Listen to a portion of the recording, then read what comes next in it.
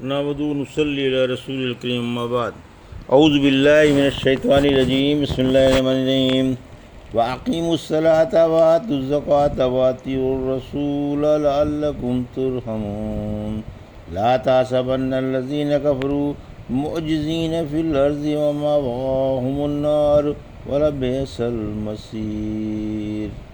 ابھی آپ نے سورہ نور کی آیت 56 اور 57 کی تلاوت سماعت فرمائی۔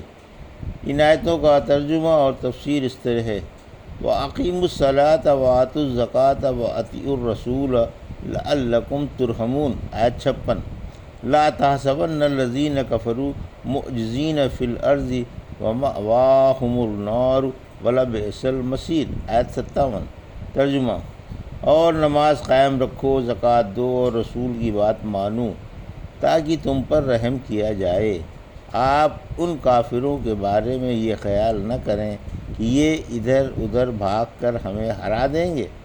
ان کا ٹھکانہ جہنم ہے جو بڑا ہی برا ٹھکانہ ہے۔ یہ تھا ترجمہ سورہ نور کی آیت 56-57 کا تفسیر۔ نماز و زکوٰۃ اور اطاعت کا حکم۔ آیت 56، حق تعالیٰ اپنے ایمان والے بندوں کو حکم فرماتا ہے کہ نماز قائم رکھو جو صرف اللہ ہی کی عبادت ہے، جس میں اس کا کوئی شریک نہیں، اور زکوٰۃ دو، اس سے کمزوروں اور غریبوں کے ساتھ حسن سلوک ہوتا ہے۔ پھر فرمایا کہ عبادت و اطاعت میں رسول اللہ صلی اللہ علیہ وسلم ہی کے نقش قدم پر چلو۔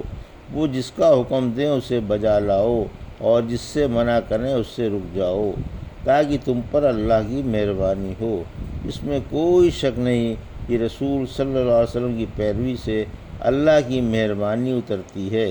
سورہ توبہ کی آیت 71 میں فرمایا، ایسے ہی لوگوں پر اللہ رحم فرماتا ہے۔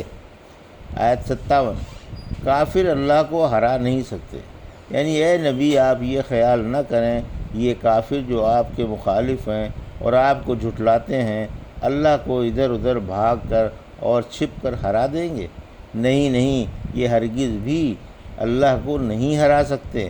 اللہ ان پر خوب قادر ہے اور انہیں سخت عذاب میں پکڑ لے گا، اور آخرت میں ان کا ٹھکانہ جہنم ہوگا جو کافروں کا ٹھکانہ ہے، اور بے حد برا اور بدترین فرش ہے اور ٹھہرنے کی بے حد بری جگہ ہے۔ اللہ پاک تمام مسلمانوں کو جہنم سے بچائے، آمین یا رب العالمین۔ ابھی آپ نے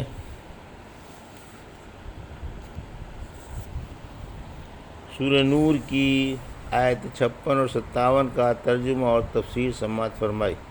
بارک اللہ لی و لکم فی القرآن الحکیم ونفعنی وایاکم بآیات الذکر الحکیم۔